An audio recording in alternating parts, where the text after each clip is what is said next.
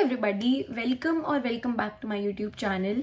So basically January exams are on the way. Only 2 months are there for January exams. So what preparation strategy to follow?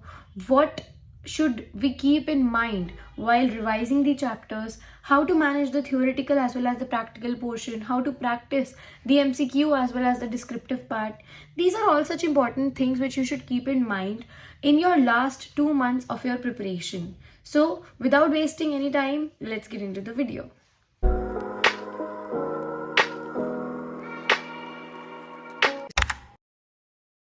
So firstly talking about the marking scheme of the chapters, जो chapters सबसे ज़्यादा weightage रखते हैं exam point of view से कि आप सबसे पहले ये chapters उठाओ because they are pretty scoring as well और ये बहुत ज़्यादा weightage भी रखते हैं. I am discussing single subjects, right? So first is your accounts में एनपीओ का 12 to 15 मार्कर क्वेश्चन आराम से आता है.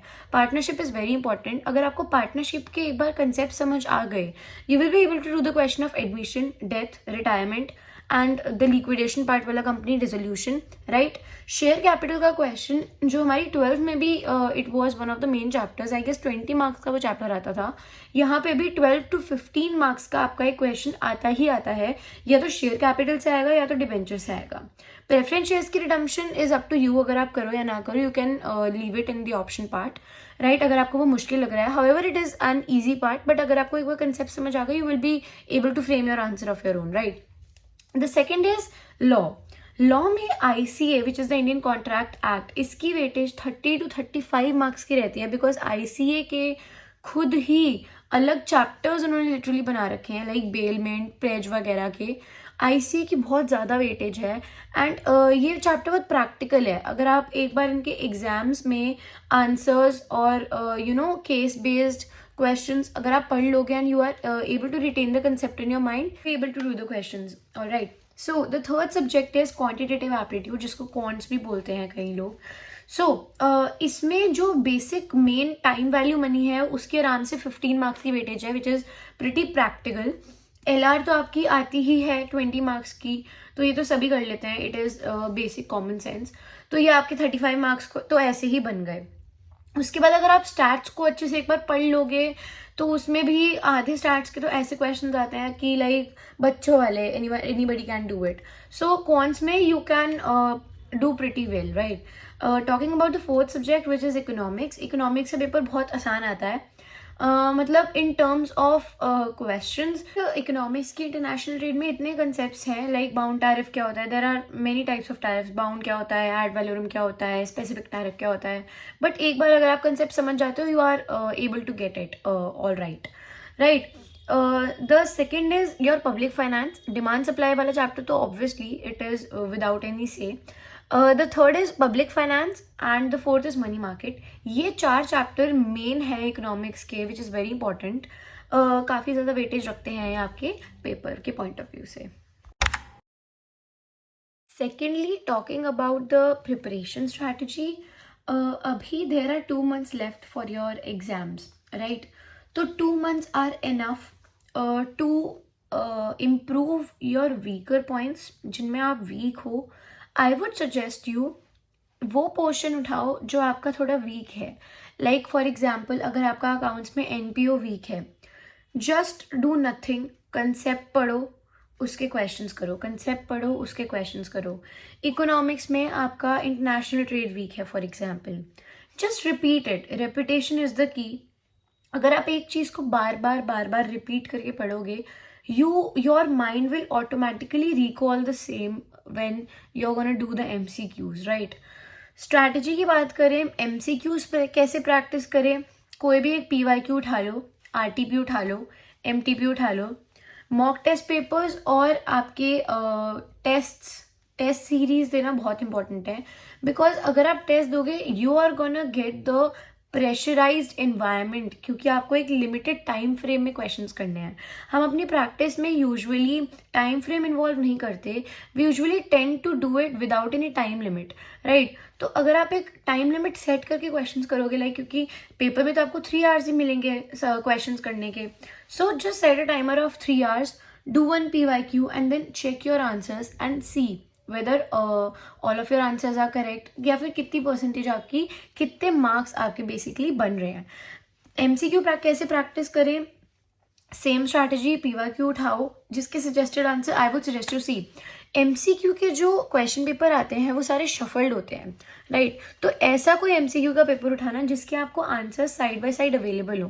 तो just do the whole paper in like 2 hours, because MCQ में आपको क्वांटिटेटिव एप्टीट्यूड और इकोनॉमिक्स में you get 2 hours to complete your paper.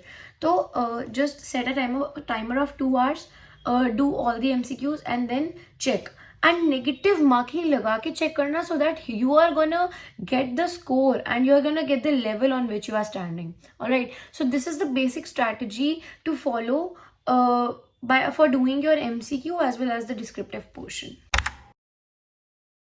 Thirdly, writing practice is very important because suppose if you go through all the questions orally कि okay इसमें ये concept है, इसमें ये concept है, you are not practicing writing.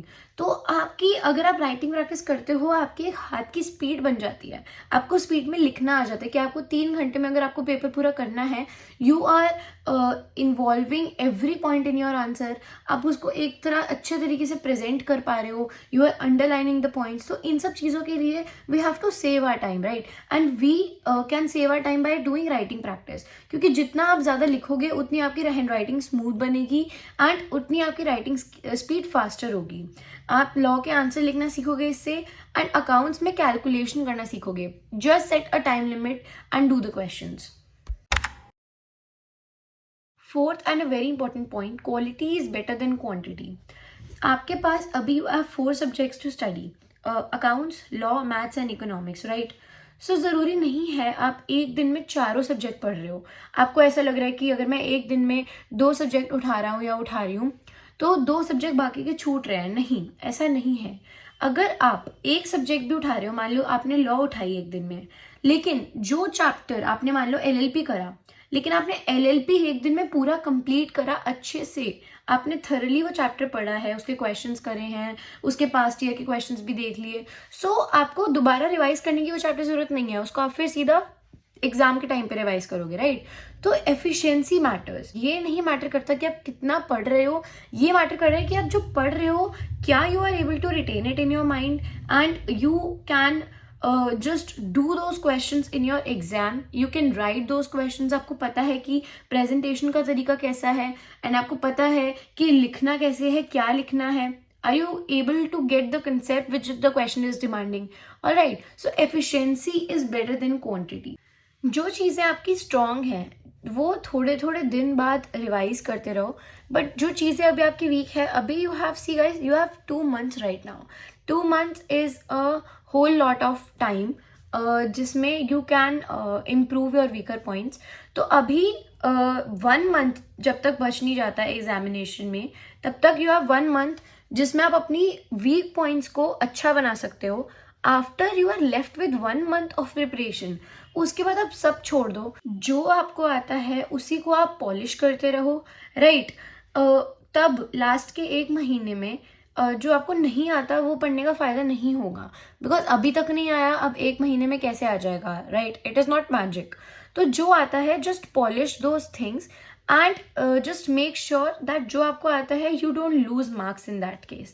जितने आप maximum marks grab कर सकते हो उतने करो, and don't set your target for 40 marks और 50 marks। आई वुड सजेस्ट अगर आप अपना थोड़ा 70-80 का टारगेट रखोगे, तब जाके आपके 50-60 आएंगे, then only you are gonna get the whole aggregate in picture, right?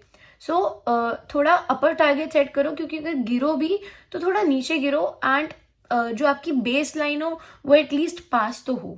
Lastly and the most major thing is to have a positive approach towards all the things. अगर आपको कोई चीज़ समझ नहीं आ रही है, कोई बात नहीं, उसको आप दोबारा करो, 3rd टाइम करो, right? Just don't get demotivated that I am not able to understand this concept. सबके साथ होता है, नोबडी इज परफेक्ट, राइट? अगर आपको कोई चीज़ नहीं आ रही है, just repeat it twice, thrice, 4 times, right? You will be able to get it one day. So this was all for today. If you liked the video and found it helpful, please hit the like and the subscribe button. Thank you so much for watching. Bye.